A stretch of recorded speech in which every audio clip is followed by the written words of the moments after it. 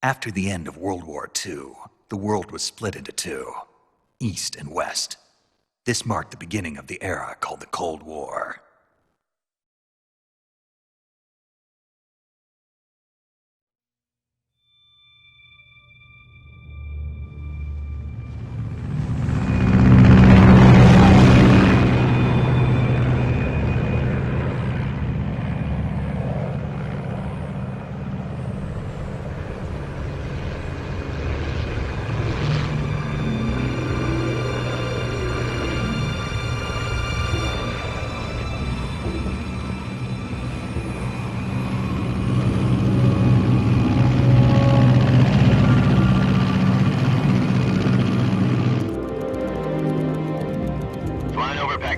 Altitude 30,000 feet. Approaching Soviet airspace. 20 minutes to drop off. Commencing internal depressurization. Equipment check. Arm main parachute. All right. You ready to go? Drop zone still showing a high pressure mass. Cav okay. Good. We've got high visibility.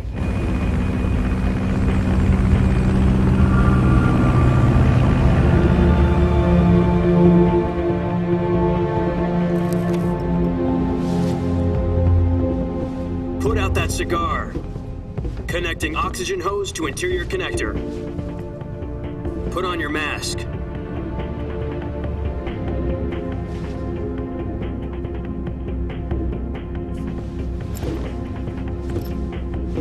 Does this panty waste know what he's doing? Approaching release point. 10 minutes to drop off. Hey, are you deaf?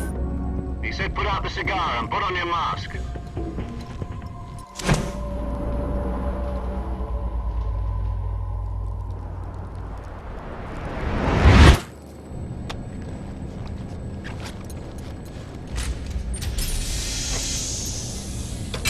Depressurization complete.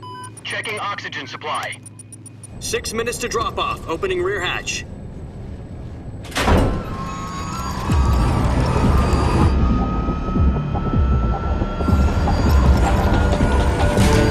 Sunrise.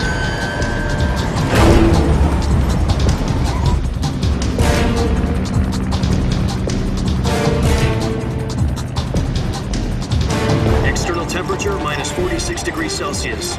2 minutes to drop off. Stand up. You'll be falling at 130 miles per hour. Try not to get frostbite from the wind chill. 1 minute to drop off. Move to the rear.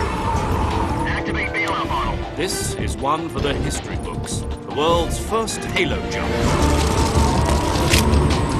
10 seconds to drop off. Stand by.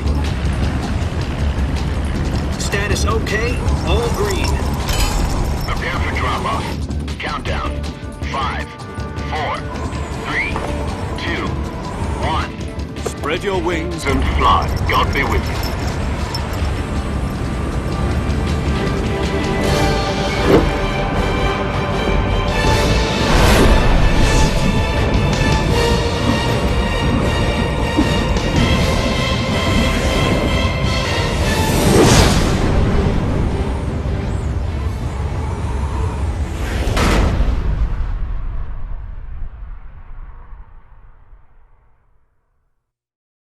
Jack, I've got some important news.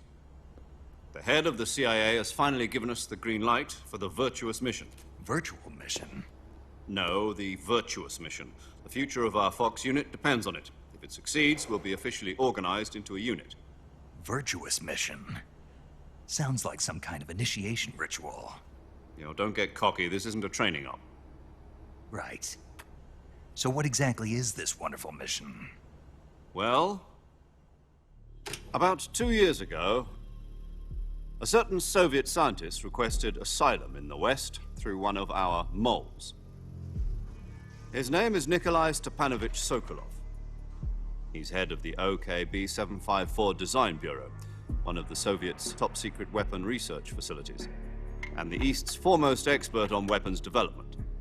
Sokolov? Isn't he that famous rocket scientist? The very same. On April the 12th, 1961, the Soviets achieved the first manned spaceflight in history. The Earth was blue, but there was no God. Well spoken. The rocket that carried Yuri Gagarin into orbit was the A-1, known as the Vostok rocket. Sokolov is said to be the man most responsible for the multi-engine cluster used in that rocket. After Gagarin's flight, Sokolov left rocket development to become the head of the newly established Design Bureau. From a lowly technician to head of a design bureau, that's quite a success story, so why do you want to defect? It seems he'd become afraid of his own creations. Afraid? Call it a crisis of conscience. And for that, he left his country and his family behind and went over the fence? Not exactly. One of his conditions was that his family was also to be taken safely to the west. We used a mole to get the family out first and succeeded in sneaking Sokolov over the Berlin Wall shortly afterwards. I was the one who conducted the operation. The security on the eastern side was still full of holes back then. Then what? We got Sokolov over in one piece, but the whole ordeal had left him exhausted, and we checked him into a hospital in West Berlin.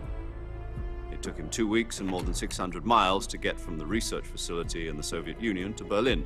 He was in no condition to say anything coherent. And it was only a week later that we had something much bigger on our hands. The Cuban Missile Crisis.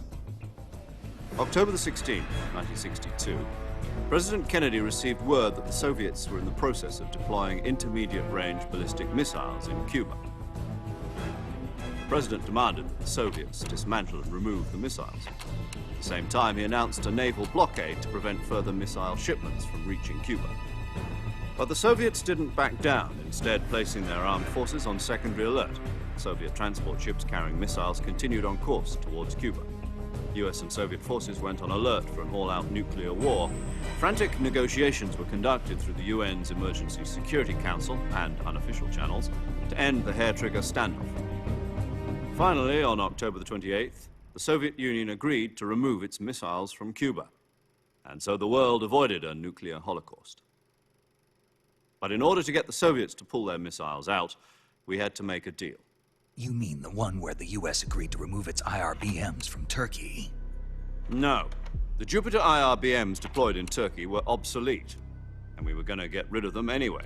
They had no strategic value whatsoever to either the US or the Russians. The Turkey deal was a ruse, a cover story that was fed to the other intelligence agencies around the world. So what did the Russians really want? Sokolov. They wanted us to return Sokolov. You mean the Soviets pulled out of Cuba just to get their hands on Sokolov? That's right.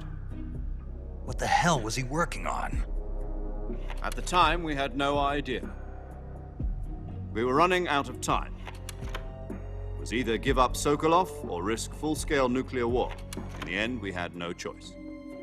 President Kennedy gave in to Khrushchev's demand. The next day, I got Sokolov out of the hospital, handing him over to agents on the eastern side. Sokolov kept on screaming, "Save me," until he disappeared from my sight. Then a month ago, we received some new information from one of our moles. About Sokolov? Yes. He was taken back to the research facility and forced to continue working on the weapon in question under KGB supervision. What's more, it's on the verge of completion. So what kind of weapon is it? Something to do with space rockets? No, missiles. Same technology. I guess you're right. We don't know the details, but it appears to be a new kind of nuclear device. For half a year now, the Soviets have been conducting frequent nuclear tests at Semipalatinsk. Something to do with the weapon, I assume. We're talking about a secret weapon so big that Khrushchev was ready to pull out of Cuba to get it back. Is Sokolov still in the facility? No. According to our intelligence, he's in Selinoyarsk, a place in the mountains about 3 miles to the west that's known as the Virgin Cliffs. The Virgin Cliffs. Nice name for a virtuous mission. They moved him there just recently. Why? Apparently, they're conducting a field test of the weapon, but it's our best chance to get him back. This mission would never have been possible if he was still in the research facility. This is our last...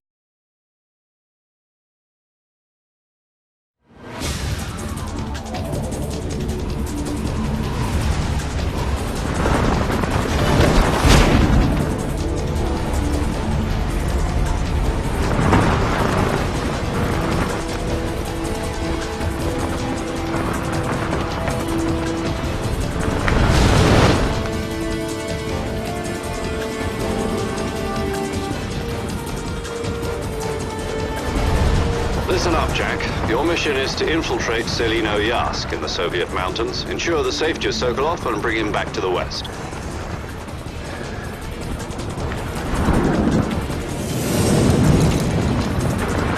If we don't get Sokolov back before that weapon is complete, we'll be facing a major crisis. The clock is ticking.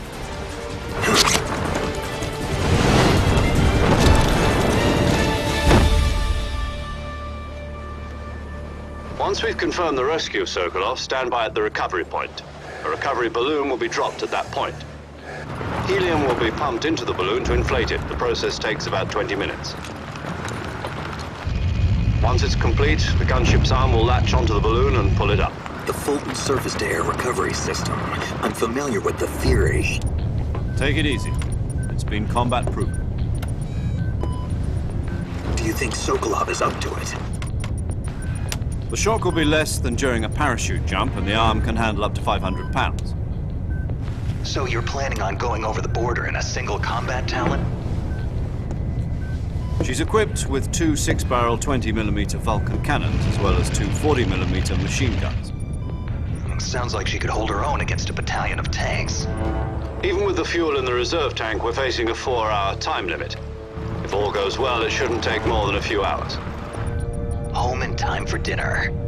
But if anything goes wrong, you'll be eating dinner, breakfast, and all the rest of your meals in the jungle.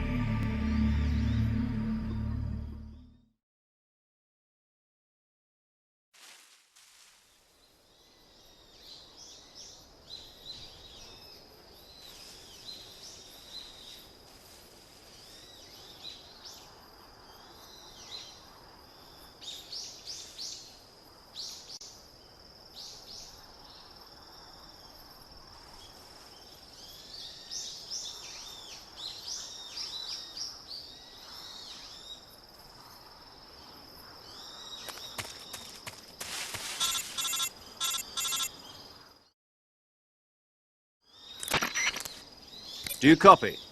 You're already in enemy territory, and somebody might be listening in. From here on out, we'll be using code names to refer to each other. Your code name for this mission will be Naked Snake. I'll be referring to you as Snake from now on. You're not to mention your real name. Snake? What, you don't like snakes? What do you mean? You've eaten one before, haven't you? In survival training. I'm glad to hear that. I don't know if I'd ever order one in a restaurant, but... Be careful, you might not have a choice. What about you, Major? What should I call you? Let's see. I'll be Tom. Call me Major Tom. Oh, and Snake? Yeah. The crew isn't watching anymore. You can take off the disguise now. Good idea. This isn't right. Time for the snake to shed his skin.